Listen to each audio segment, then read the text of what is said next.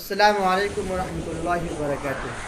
ناظرین، اسی طرح اسلامک ویڈیو دیکھنے کے لیے ہمارے چینل کو سبسکرائب کریں اور لائک کریں اور اپنے دوستوں میں بھیجنا نہ بھولیں۔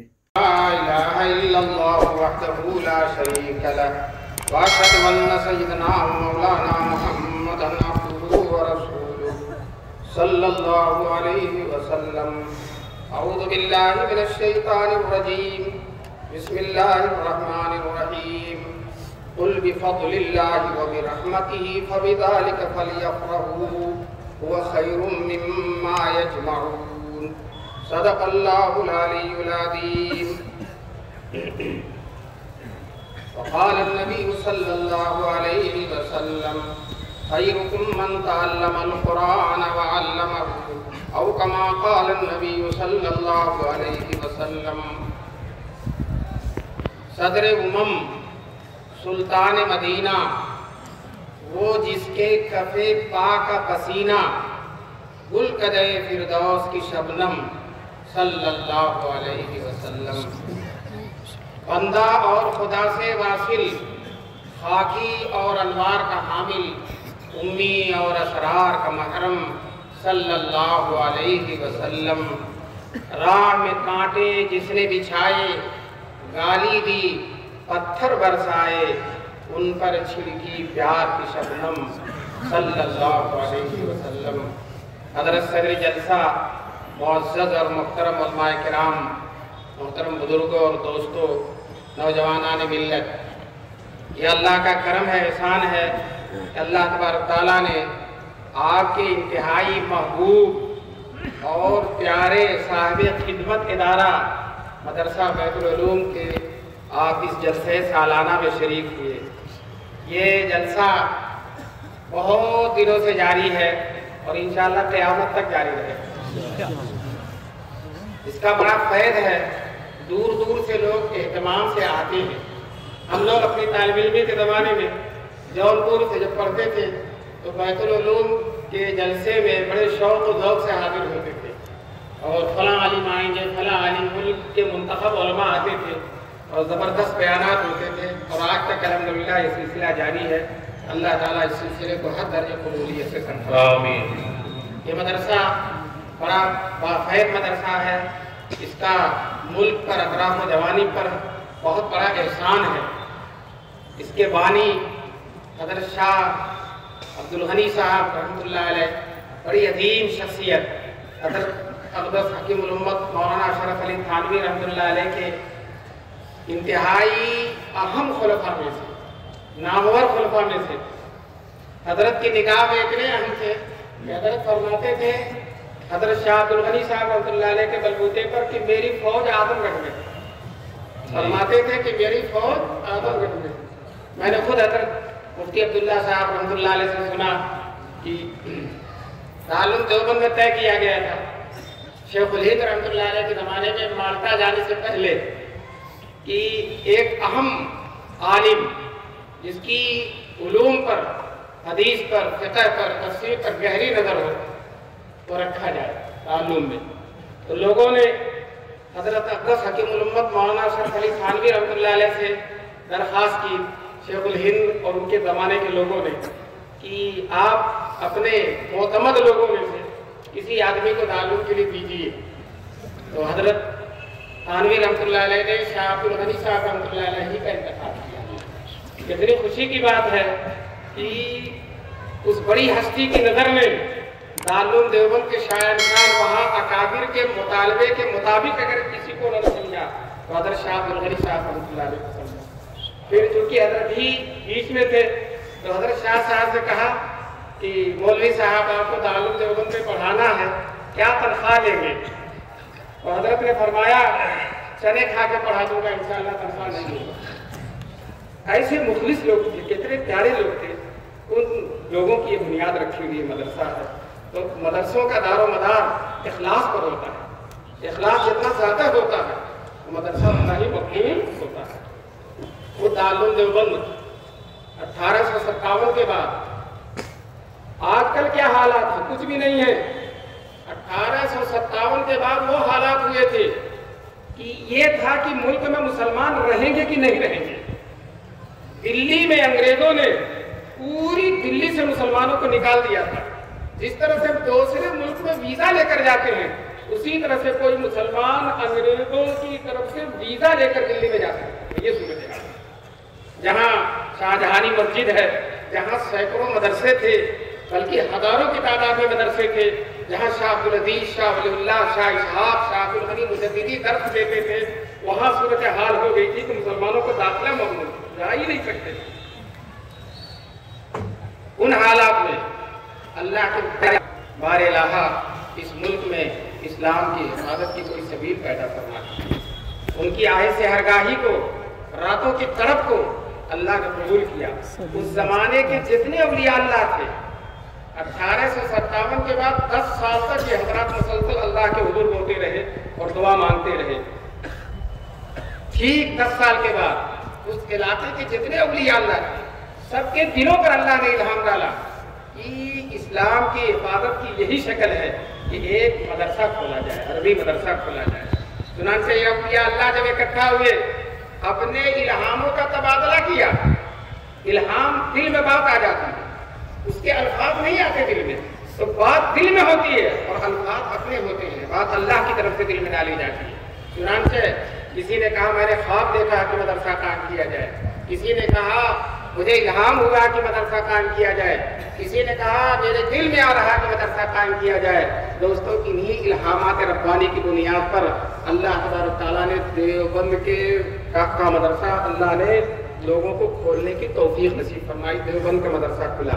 जब बुनियाद रखने की बात आई तो मौलाना कासिम नानोतवी रहमतुल्लाह अलैह ने, मियाजी मुन्ने शाह रहमतुल्लाह अलैह, जो उस जमाने के इतने बुजुर्ग थे कि हजरत नानोतवी रहमतुल्लाह अलैह फरमाते हैं कि गुनाह करना तो दूर की बात है, उनके दिल में गुनाह का ख्याल भी नहीं आता। ऐसी पाकीज़ा हस्ती से पहली ईद रखवाई गई। दूसरी ईद शारे बुखारी मौलाना अहमद अली सहारनपुरी, जो बुखारी शरीफ के शारे और मुहज्जी हैं और हिंदुस्तान में सबसे पहले बुखारी छपवाने वाले हैं, उनसे रखवाई गई। तीसरी ईद कुतुब आलम मौलाना रशीद अहमद गंगोही से रखवाई गई। और जो मीरे कारवां है मौलाना कासिम नानोतवी, वो दूर खड़े हैं। आज भी वो इंकिसारी इतनी है कि अपने को इस लायक नहीं समझते कि मैं भी बुनियाद रखूं, ईद रखूं। लोगों ने बहुत इसरार किया, हजरत एक ईद आप भी रख दीजिए। लोगों के शदीद इसरार के बाद उन्होंने चौथी ईद रखी। फिर इन हजरात ने रो कर दुआ किया, ऐ अल्लाह तेरे कमजोर नहीस नाकमा बंदे, बेअसबाब बंदे जो कर सकते हैं वो कर दिया। ऐ मुसब्बिबुल असबाब, आप इस मदरसे को कबूल फरमा। अल्लाह ताला ने मदरसे को क्या किया? कबूल किया। और आज माशाअल्लाह चप्पे चप्पे में फैज़ है। इसी तरह से उसी सिलसिले की एक हसीन कड़ी, प्यारी कड़ी, महबूब कड़ी आपका मदरसा बैतुल उलूम है। अल्लाह तबारक तआला ने मदरसे के बानी हज़रत शाह अब्दुल गनी साहब रहमतुल्लाह अलैह, अल्लाह उनकी कब्र को नूर से भरे। और ये जो उनका फैज़ है, अल्लाह ताला इंशाअल्लाह जरूर इस फैज़ की मुसर्रत और खुशखबरी उनको सुना रहा होगा, खबरों में खबर में पहुंचा रहा है। बहरहाल उन्होंने इलाके में गुमराह फिरकों को आगे नहीं बढ़ने दिया। कुव्वत थी, हिम्मत थी, जुर्रत थी। गुमराह बहुत से गुमराह फिरके पैदा हुए, नाम नहीं लिया जाता, लेकिन किसी भी गुमराह फिरके को आगे बढ़ने का मौका नहीं दिया। दीन की खिदमत और इशाअत की। देखिए दोस्तों, दीन की खिदमत इसी तरह से होती है कि गुमराह फिरकों को दफा किया जाए। वो रहेंगे तो दीन खलत मलत होता रहेगा। जैसे आप खेती करते हैं तो उसमें खराब घास जो होती है, सबसे बेगाना जो होता है, उसको आप निकाल देते हैं, उसके बाद बीज डालते हैं तो बीज बराबर होता है। इसी तरह से जहाँ भी गुमराह, इनकार हदीस का फितना हो, सहाबे किराम की अजमत के न पहचानने का फितना हो, सहाबे किराम की तौहीन करने का फितना हो, या जिस तरह का भी फितना हो, बिदात का फितना हो, अल्हम्दुलिल्लाह इन बुजुर्गों ने मुकाबला किया। और आज अल्हम्दुलिल्लाह काफ़ी हद तक हमारा मुल्क फितनों से पाक, और इंशाअल्लाह पाक रहेगा इन बुजुर्गों की खिदमत है। मैंने आपके सामने कुरान करीम की आयत पढ़ी है। आयत में अल्लाह तबारक तआला ने हम सबको एक अजीम चीज पर खुश होने का हुक्म दिया है, एक अजीम नेमत पर खुश होने का मौका दिया है। अल्लाह ताला कह रहे हैं, अगर किसी नेमत पर तुम खुश हो सकते हो, खुशियां मना सकते हो, मुसर्रत कर सकते हो, तो वो खुशी क्या है? अल्लाह कुरान में फरमाते हैं, कुल बिफज़लिल्लाहि व बिरहमतिही, ऐ नबी कह दीजिए अल्लाह का फज़ल और اللہ کی رحمت فَبِذَلِكَ فَلْيَفْرَحُوا، اے مسلمانوں تم اس پر خوش ہو جاؤ، اللہ کے فضل اور اللہ کی رحمت پر خوش ہو جاؤ۔ ذَلِكَ خَيْرٌ هُوَ خَيْرٌ مِّمَّا يَجْمَعُونَ، دنیا میں جو لوگ مال و دولت جمع کرتے ہیں، جائیداد جمع کرتے ہیں، کاروبار کرتے ہیں، نعمتیں اکٹھا کرتے ہیں اور بہت سی اپنی خواہش کی چیزوں کو جمع کرتے ہیں، ان تمام چیزوں سے بہتر ہے اللہ کے فضل اور اللہ کی رحمت پر مسلمانوں کا خوش ہو جانا۔ اب حضرت اقدس حکیم الامت مولانا اشرف علی تھانوی نے اپنی تفسیر میں بیان کیا کہ اللہ کی فضل سے مراد، اللہ کی رحمت سے مراد ذات گرامی ہے جناب رسول پاک صلی اللہ علیہ وسلم، حضور کی ذات اقدس ہے، حضور کی ذات اتنی بڑی نعمت ہے، اتنی بڑی نعمت ہے کہ مسلمان جتنا بھی خوشی منائے، جتنا بھی فخر و مباحت کرے وہ کم ہے کہ اسی پیاری، اسی عظیم اللہ نے اپنی محبوب ترین ہستی کو ہمیں دے دیا۔ دوستو ایک دن حضور صلی اللہ علیہ وسلم اپنے گھر میں تشریف فرما تھے، باہر صحابہ کرام تھے اور تذکرہ کر رہے تھے نبیوں کا، تو کوئی کہہ رہا تھا حضرت ابراہیم خلیل اللہ تھے، کوئی کہہ رہا تھا حضرت موسیٰ کلیم اللہ تھے، کوئی کہہ رہا تھا حضرت آدم صفی اللہ تھے، کوئی کہہ رہا تھا حضرت عیسیٰ روح اللہ تھے۔ حضور سن رہے تھے، باہر نکلے، کہا تم سب لوگوں نے صحیح کہا ہے، ابراہیم خلیل اللہ ہیں، آدم صفی اللہ ہیں اور موسیٰ کلیم اللہ ہیں اور عیسیٰ علیہ السلام روح اللہ ہیں، لیکن تمہارے محبوب، تمہارے نبی حبیب اللہ، اللہ کے محبوب ہیں۔ کسی شاعر نے خوب کہا جو تو اللہ کا محبوب ہوا خوب ہوا، جو تو اللہ کا محبوب ہوا خوب ہوا، اے نبی خوب ہوا، خوب ہوا، خوب ہوا۔ یہ آپ بہت بڑے شاعر ہیں جن کی شاعری بیدار بہت زبردست شعر کہتے ہیں، وہ کہتے ہیں تو جو اللہ کا محبوب ہوا خوب ہوا، اے نبی خوب ہوا، خوب ہوا، خوب ہوا۔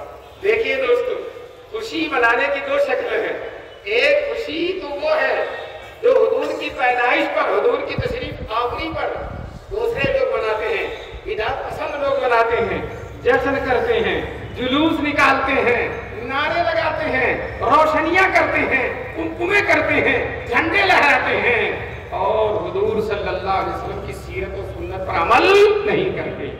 یہ ظاہری خوشی ہے، اس خوشی کا کوئی اعتبار نہیں ہے۔ حقیقی خوشی حضور کے ملنے کی، حضور جیسی نعمت کی یہ ہے کہ ہم حضور کے نقش قدم پر اپنے آپ کو ڈال دیں، جو حضور نے زندگی سکھائی ہے وہ زندگی ہم اختیار کر لیں، حضور کے اخلاق اختیار کر لیں۔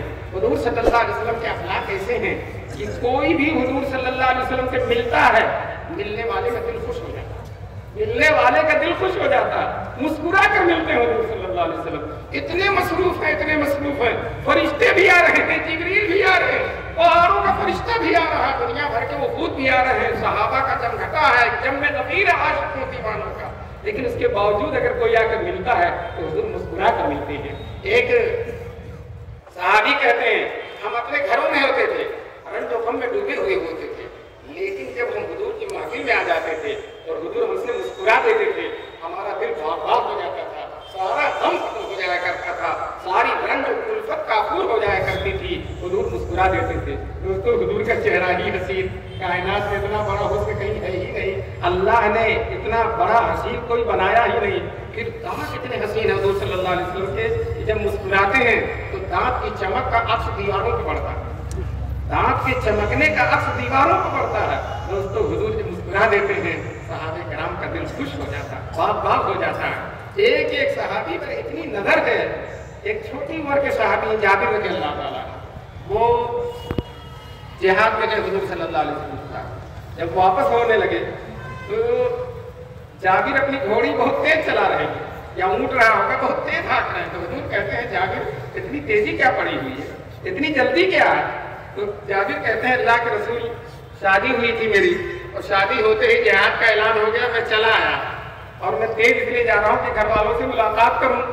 حضور نے کہا اچھا تم نے شادی کی؟ ہاں۔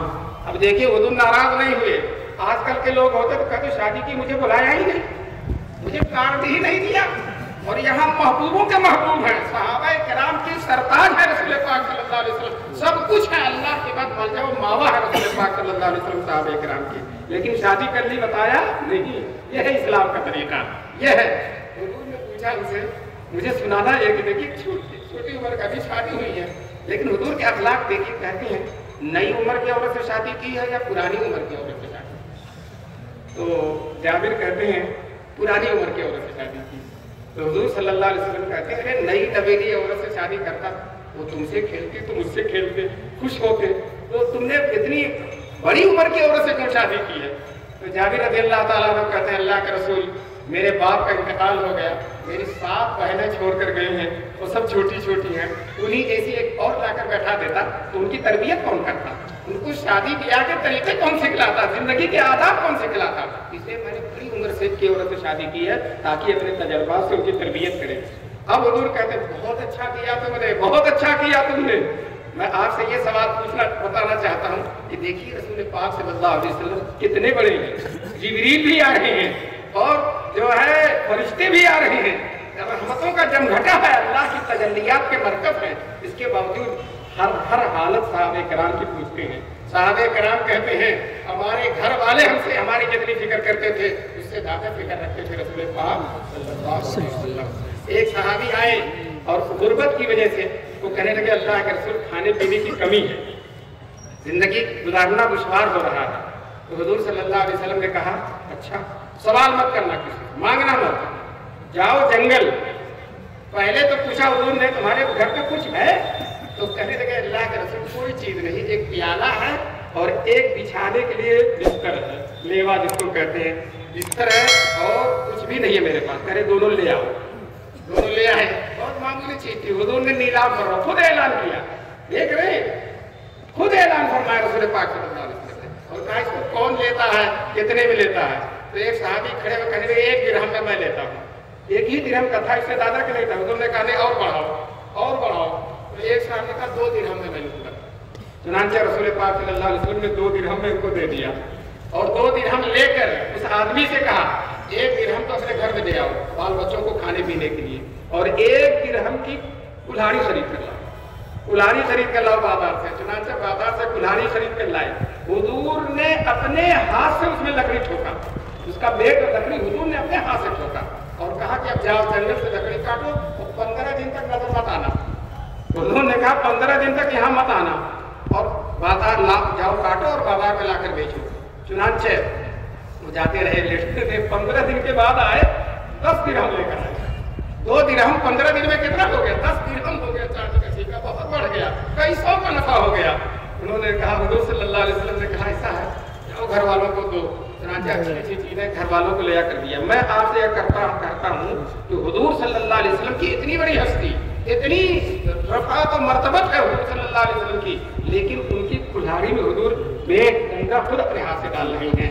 यह रहमत लिल आलमीन रसूल पाक सल्लल्लाहु अलैहि वसल्लम की। मुसलमानों, जब हुजूर दुनिया में हमारी परेशानी नहीं देख सकते, दुनिया में हमारा काम करते हैं, तो मैदान महशर में तो अल्लाह ताला मकाम शफाअत देंगे रसूल पाक सल्लल्लाहु अलैहि वसल्म को। इंशाअल्लाह सुम्मा इंशाअल्लाह हुजूर मैदान महशर में हमारी शफाअत हमारे काम आएंगे। हम जो है दुनिया में हुजूर के जमाने में नहीं रहे, हुजूर से मांग नहीं सके। सहाबा एक एक चीज हुजूर से मांगते थे। किसी के घर कुछ नहीं होता था, आकर हुजूर से सवाल करता था। एक साहब आकर कहने लगे अल्लाह के रसूल मेरे लिए सवारी के लिए, मेरे पास सवारी के लिए कोई चीज नहीं है, आप मुझे एक ऊंट दे दीजिए। हुजूर से ऊंट मांग रहे हैं। और दोस्तों मैं आपसे बताऊं, किसी ने हुजूर से सवाल किया, हुजूर ने कभी इनकार नहीं किया। किसी ने भी सवाल किया, कभी इनकार नहीं किया। जो है लोग कहते थे घर नहीं है, लोग कहते थे सामान नहीं है, लोग कहते थे सवारी नहीं है, हर एक की आरज़ू हुजूर पूरी करते थे। दोस्तों हुजूर के पास कुछ नहीं था, हुजूर के पास दुनिया में बज़ाहिर कुछ नहीं था, लेकिन अल्लाह ने सब कुछ दे रखा था। रसूल पाक सल्लल्लाहु अलैहि वसल्लम जिगर मुरादाबादी फरमाते हैं कि ज़ाहिर में गरीबुल गुरबा, ज़ाहिर में गरीबुल गुरबा, फिर भी आलम शाहों से सिवा सदमत सुल्तान मदीना। बादशाहों से बढ़कर हुजूर की शान है। बादशाह क्या दे देगा? बादशाह तो हमारा ही ले लेता है। बादशाह क्या देगा? बादशाह तो हमारी कमाई ले लेता है। और रसूल पाक सल्लल्लाहु अलैहि वसल्लम किसी से लेते कुछ नहीं थे और देते सब कुछ थे जनाब रसूल पाक सल्लल्लाहु अलैहि वसल्लम। चुनांचे हुजूर ने इनसे कहा, लेकिन मांगने से खुश होते हैं। खुशी की दलील ये हुजूर मज़ाह फरमा रहे हैं, उनसे हंसी फरमा रहे हैं। कहते हैं जी जनाब मैं आपको दे दूंगा, ऊँटनी का एक बच्चा आपको दे दूंगा, ऊँटनी का एक बच्चा आपको दे दूंगा। वो साहब समझ नहीं सके, कहेंगे अल्लाह के रसूल ऊँटनी का बच्चा लेकर क्या करूँगा, मुझे तो सवारी की ज़रूरत है, आप मुझे ऊँटनी का बच्चा दे रहे हैं, इससे मेरा कैसे काम चलेगा। तो हुजूर सल्लल्लाहु अलैहि वसल्लम ने फरमाया, अल्लाह के बंदे सोचता जरा, कोई ऊँट कितना भी बड़ा हो जाए, तुम्हें मुबारक हो खदीजा, तुम्हें मुबारक